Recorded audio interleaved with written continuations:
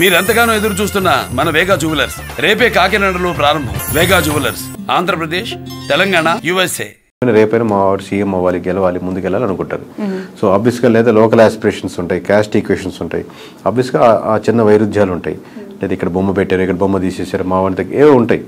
But ఇట్లన్నింటినీ కలుపుకొని ముందు మాట్లాడుకుంటే రోజు మీటింగ్ పెట్టుకుంటే ఎలా ముందుకు వెళ్తారని బట్టి ఉంటుంది. బట్ కలిసి ఉంటే వాళ్ళకున్న బలం విడిపోతే ఇద్దరికి ఉండదు. ఓకే. బట్ ఈ మధ్య కాలంలో చూస్తున్న political developments towards Janasena more curious అండి. బాలినేని గారు జాయిన్ అవ్వటం, ఉదయభాన్ గారు జాయిన్ అవ్వటం, వస్తున్న సీనియర్ లీడర్స్ జాయిన్ అవుతూ ఉన్నప్పుడు why not TDP, why Janasena అనే క్వశ్చన్ అక్కడ మనకు రేజ్ అవుతుంది. అంటే అక్కడ ఉన్నటువంటి సమీకరణాలు బట్టి ఫ్యూచర్లో ఇదైతే బాగుంటుంది కదా, అక్కడ ఉన్న క్యాస్ట్ ఈక్వేషన్స్ అన్నీ పెట్టి జాయిన్ అవుతారండి. ఇంతకుముందు బాలినేని గారు కూడా ఇప్పుడు అంతకుముందు టీడీపీ నుంచి ఆఫర్ వచ్చింది, లేదా జనసేన నుంచి ఆఫర్ వచ్చి ఉండొచ్చు, లేదా ఇప్పుడు అయిపోయిన తర్వాత ఇప్పుడు ఆల్రెడీ టీడీపీ నుంచి వాళ్ళు క్యాండిడేట్ ఉన్నారు కదా, గెలుచున్నారు కదా, మనం నెక్స్ట్ జనసేనకి అయితే బాగుంటుందని లోకల్ సమీకరణాలు పట్టుకొని ఆ డిసిషన్ తీసుకుంటా ఉంటారు ఎనీ ఎమ్మెల్యే. బట్ ఈ జాయినింగ్స్ అనేవి ఈ టూ పార్టీస్ మధ్య ఏమి క్లాషెస్ కి దారి తీయదా మోర్ అంటే? ఎందుకంటే ఆల్రెడీ ఒక పెద్ద పార్టీ ఇద్దరికి ఒక అండర్స్టాండింగ్ ఏంటంటే అండి, ఇప్పుడు మీకు ఇందాక వైఫ్ అండ్ హస్బెండ్ ఎగ్జాంపుల్ ఏంటంటే, మీకు ఒక పిల్లలు, అందుకే మీకు కామన్ గోల్ ఎక్కువ ఉంటుంది. At the same time me individual మీకు కొన్ని లక్ష్యాలు ఉంటాయి, మీకు ఆయనకు ఎక్కువ లక్ష్యాలు ఉన్నట్టు. ఇక్కడ ఏమవుతుందంటే ఆబ్వియస్లీ రేపు పొద్దున్న నా పార్టీ బలోపేతం చేసుకోవాలని ఇరు పార్టీలకి ఉంటుంది, ఇరు పార్టీ లీడర్లకి ఉంటుంది. సో ప్యారల్గా ఒకటి మీకు తెలిసినా ఒకటి తెలియకపోయినా రెండు పార్టీలు తన పార్టీ బలోపేతం చేసుకోవాలని వర్క్ చేసుకుంటూ ఉంటాయి. దాంట్లో ఎటువంటి సందేహం లేదు. ఎన్నికలకి ముందు వైఎస్ఆర్సీపీ నుంచి చాలా మంచి లీడర్స్, సీనియర్ ఫైనాన్షియల్ స్ట్రెంగ్త్ ఉన్న లీడర్స్ని వైసీపీ పోగొట్టుకుంది. అది ఎంతవరకు కారణం అనేది ఇప్పటికి కూడా వాళ్ళు తెలుసుకున్నారో లేదో తెలియదు, కానీ బాలినేని లాంటి సీనియర్ లీడర్స్ ఇప్పటికీ కూడా వెళ్ళిపోతూ ఉన్నారు. వాట్ ఈజ్ వైసీపీ ఫ్యూచర్ అండి? వైఎస్ఆర్సీపీ భవితవ్యం అంటే ఇంతమంది 11 వచ్చినప్పటికీ కూడా కొంతమంది ఓడిపోయినా సీనియర్స్, ఇప్పుడు బొత్స గారు అవ్వచ్చు, పెద్దిరెడ్డి గారు అవ్వచ్చు, విజయసాయి రెడ్డి, ఇలాంటి పెద్ద సీనియర్ లీడర్స్ ఉన్నారు. సో ఎలా ఉండబోతుందంటారు ఫ్యూచర్, ఆ పార్టీ భవిష్యత్? అంటే ఎనీ పార్టీ అండి, నాట్ ఓన్లీ వైఎస్ఆర్సీపీ, ఎనీ పార్టీలో లీడర్స్ పోతుంటారు. ఇప్పుడు టీడీపీ నుంచి కూడా చాలా మంది వైఎస్ఆర్సీపీకి వెళ్ళినప్పుడు, లేదా ప్రజారాజ్యం నుంచి చాలా మంది మూవేలో ఉంటారు. పార్టీ మీరు స్ట్రక్చర్ అదే కాన్సెప్ట్ నిలబెట్టుకుని అదే ముందుకు వెళ్తూ ఉంటే లీడర్స్ వస్తుంటారు, పోతుంటారు, పార్టీలు ముందుకు వెళ్తూనే ఉంటాయి. బట్ మీరు అదే కాన్సెప్ట్ని, ఆ కాన్ఫిడెన్స్ని పీపుల్లో బిలీవ్ చేసేటట్టు ఉండగలిగితే టైం కొంచెం గడిచిన తర్వాత మీకు మళ్ళీ జనాలు నమ్మేదానికి ఆస్కారం ఉంటుంది.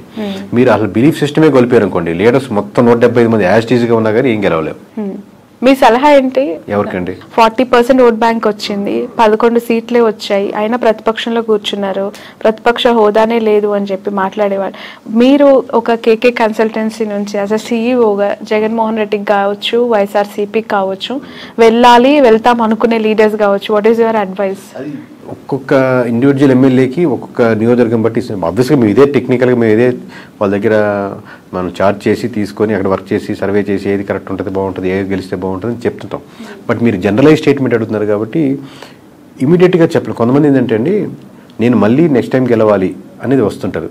ఈ పార్టీ కాబట్టి ఏ పార్టీ అయినా గెలవాలి, నేను గెలిస్తే చాలు, ఏ పార్టీ అయినా పర్లేదు అది చెప్పండి అంటుంటారు. సో ఓవరాల్గా మీకు ఎక్కడైనా సరే ప్రజలు ఏం కోరుకుంటున్నారో ఆ ప్రజల పర్స్పెక్టివ్లో మీరు వర్క్ చేస్తున్న రెడీగా ఉందా లేదా, ఫ్యూచర్లో నాకు ఇక్కడ అవకాశం ఉంది అనుకుంటే రైట్. ఇది జనరలైజ్ స్టేట్మెంట్ చెప్పలేదు. అంటే జగన్ గారు ఏం చేస్తే ప్రతిపక్షంలో ఇంకా బెటర్ గా వాళ్ళు ఫైట్ చేయొచ్చు? ఎవరైనా అంటే ఇప్పుడు వీళ్ళు సిట్టింగ్ అన్న అపోజిషన్ ఒకటే, దీంట్లో ఏం పెద్ద ప్రిన్సిపల్లో ఏం తేడా లేదు. దీంట్లో మనం చెప్పేది గ్రౌండ్ రియాలిటీలో ఎటువంటి ఇష్యూస్ ఉన్నాయి, ప్రజలకు ఎక్కడెక్కడ మద్దతు కావాలి, ఏ వర్గాలకి నేను నిలబడాలి, అన్ని వర్గాల్లో నేను నాయకుడిగా నేను నిలబడాలి. నేను కాదు, నేను లీడర్స్ కాదు. లీడర్ ఎప్పుడు ఇంకా గొప్ప లీడర్ అవుతా అంటే మీరు ఎంతోమంది లీడర్స్ని రకరకాల సెక్షన్స్లో తయారు చేసినప్పుడు గొప్ప లీడర్ అవుతారు. అది ఇప్పుడు నేను రిక్రూట్ చేసుకుంటున్నాను, ఇప్పుడు మేము ఇంట్రెస్ట్ చేస్తా ఉన్నాను. ప్రతి ఇంటర్వ్యూలో నేను చూసుకునేది అంశం ఏంటంటే, నాకంటే ఇతనికి లేదా అమ్మాయికి ఎక్కువ టాలెంట్ టెక్నికల్గా ఈ విషయంలో ఉందా, లేదా ఆల్రెడీ ఉన్న వాళ్ళకంటే ఎక్కువ టాలెంట్ ఉందా అని చూసుకుని లీడర్ అవుతాడు.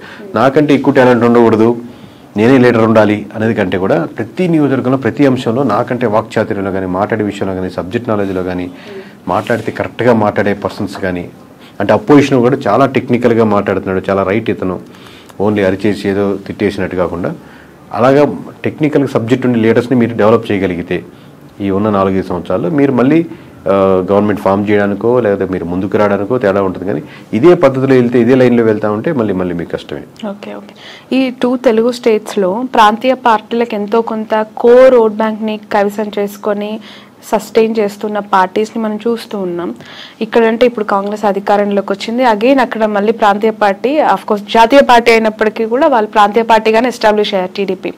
సో ఒక ప్రాంతీయ పార్టీ యొక్క ప్రభావము, వాళ్ళ ఇంపాక్ట్స్ 2 స్టేట్స్లో ఇంతకాలం చూసిన ప్రజలు మతతత్వ రాజకీయాల్ని, మతతత్వ పార్టీలను ఎంకరేజ్ చేస్తాయా, కన్సిడర్ చేస్తాయా? అంటే ఇప్పుడు నేను నేషనల్ వైడ్గా చెప్తున్నా కదండి, మొత్తానికి ఉన్న సంబంధించిన ఓట్ బ్యాంక్ అంటే ఇక్కడ ఎస్పెషల్లీ 2 తెలుగు స్టేట్స్ గురించి నేను మాట్లాడు. అంటే కంపారిటివ్ నార్త్లో పోలిస్తే ఇప్పుడిప్పుడే సౌత్లో బీజేపీది కూడా ఇంకొంచెం ఉంది. కంపారిటివ్ చెప్తున్నాను, నార్త్లో ఎక్కువ బీజేపీ ఆల్రెడీ ఒక సాచురేషన్ పాయింట్కి వెళ్ళిపోయింది. బట్ సౌత్లో ఇప్పుడిప్పుడే అక్కడక్కడక్కడ ఆ టైప్ ఆఫ్ చిగురిస్తూ లేదా ఆ థాట్ ప్రాసెస్లో ఉండి మన ధర్మం అనేది ఆలోచిస్తున్నారు. బట్ అది ఓట్ బ్యాంకింగ్ సరిపోదు గెలిచేదానికి అనుకుంటున్నాను. ఒకసారి మీకు సెంట్రల్లో బీజేపీ తగ్గిపోతుంది అనుకోండి, దాని ఇంపాక్ట్ మన స్టేట్లో కూడా పడుతుంది. మొత్తం స్టేట్లో సెంటర్లో మనకు గవర్నమెంట్ మారుతుంది అనుకోండి, అది మన స్టేట్కి వచ్చేసరికి కూడా మన ఇంపాక్ట్ పడుతుంది. ఎప్పుడైతే మీకు బీజేపీ మీద ఎఫెక్ట్ ఎక్కువ పడిపోతుందో, బీజేపీ మునిగిపోతుందో, దానికి బీజేపీ ఆధారితంగా నిలబడిన పార్టీలు కూడా దాని ప్రభావం, దాని ఎఫెక్ట్ ఎంతో కొంత తీసుకోక తప్పదు. Okay okay in future Nara Lokesh గారికి, పవన్ కళ్యాణ్ గారికి ఎవరికి ఎక్కువగా సీఎం అయ్యే అవకాశం ఉంది అని అంటారు? నియర్ మీ అజంప్షన్ ఏంటి? అది చెప్పలేము, ఎందుకంటే అండి ఇది హైపోథెటికల్గా ఆబ్వియస్గా చంద్రబాబు నాయుడు గారు ఉన్నంతసేపు ఆయన గవర్నమెంట్ రన్ అవుతూ ఉంటుంది, 5 years ఇబ్బంది లేదు కదా. But going forward obviously TDP బలంగా, టీడీపీ కార్యకర్తలు కానీ ఎట్లాగైనా సరే మా చంద్రబాబు నాయుడు గారు సీఎం ఉండాలి, దాని తర్వాత లోకేష్ గారే వాళ్ళు కోరుకుంటారు.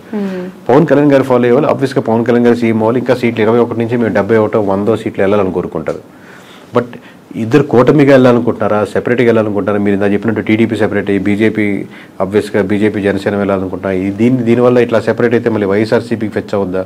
ఎన్ఫ్యాక్టరీ వేస్లో ఉన్నాయి కాబట్టి ఎవరి కార్యకర్తలు వాళ్ళు లీడర్ అవ్వాలనుకుంటారు. మాది ఏంటంటే ప్రజలు ఇప్పుడు ప్రస్తుతానికి ఏమనుకుంటున్నారు, ఎలా చేస్తే ప్రజలకు బాగుంటుంది. ఇంకా ఆబ్వియస్గా ఏపీ మన సొంత స్టేట్ కాబట్టి ఈ డెవలప్మెంట్లో మనం కూడా ఎంతకైనా భాగస్వామ్యం అయితే ఇది బాగుంటే బాగుంటుంది అని మనకు ఒక స్వార్థం కూడా ఉంటుంది మంది కాబట్టి. ప్రజలు ఏమనుకుంటున్నారు అనేది మీరు చెప్తానంటున్నారు. పిఠాపురం ప్రజలు ప్రస్తుతం ఏమనుకుంటున్నారు? పవన్ కళ్యాణ్ గారు ఎమ్మెల్యే అయ్యారు, డిప్యూటీ సీఎం అయ్యారు, ఒకసారి ఛాన్స్ ఇవ్వమన్నారు, గెలిపిమ్మన్నారు, అవకాశం ఇచ్చేశారు, అన్ని ఆయనకు కావాల్సిన 21కి 21 కైవసం చేసేసారు.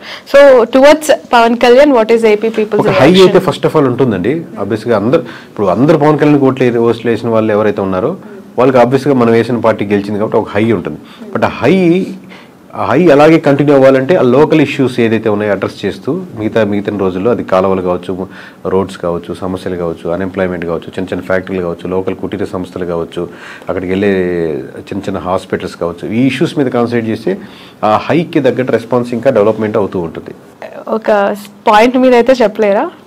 అదేనండి, అది కంటిన్యూ చేయాలి. ఇప్పుడే కదా స్టార్టింగ్, ఇంకా కంటిన్యూ చేయగలిగితే దాన్ని ఉంటుంది. కానీ ఆ హై మటుకు ఉంటుంది అంటున్నాను. మిగతా నియోజకవర్గాల్లో లేని హై పిఠాపురంలో ఉన్న వాళ్ళకి హై వస్తుంది. ఎందుకంటే మనం వేసిన గెలిచాడరా, మనం అంటే మొత్తం రాష్ట్ర వ్యాప్తంగా ఇచ్చారు. ఇప్పుడు మాకు తెలుస్తుంటుంది కాబట్టి లోకల్గా వాళ్ళు గెలుస్తారా, ఓడతారా, మెజారిటీ ఎంత 10,000, 20,000 ఇంత హైతో చూశారు కాబట్టి రిజల్ట్ రాగానే ఆ హై కంటిన్యూ అవుద్ది. బట్ హై కంటిన్యూ అలాగే అవ్వాలి అంటే మీరు ఇష్యూస్ మీదే ఐడెంటిఫై చేసి వర్క్ చేయాలి.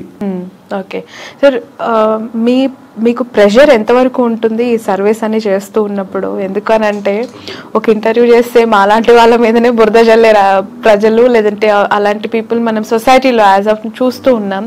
ఇంకా మీరు బియాండ్ దట్ ఒక పార్టీకి మీరు చేస్తూ గెలుస్తుంది, ఓడిపోతుందని మీరు ప్రెషర్ ఉంటుందండి. ప్రెషర్ ఆబ్వియస్లీ చాలా ఉంటుంది, దాంట్లో నేను లేదు అని ఎట్లా ఓవర్కమ్ అవుతారు? అంటే ఒకరు బెదిరించే వాళ్ళు ఉంటారు, లేదా ఇట్లా చెప్పమని అనే వాళ్ళు ఉంటారు, లేకపోతే వాళ్ళు ఇలా తమ్ముడు పోయాలని ఉంటారు, లేకపోతే బాగా వీరాభిమానులు ఉంటారు, ఏమన్నా చేసేస్తాం నీకోసం బాగుంటారని ఉంటారు.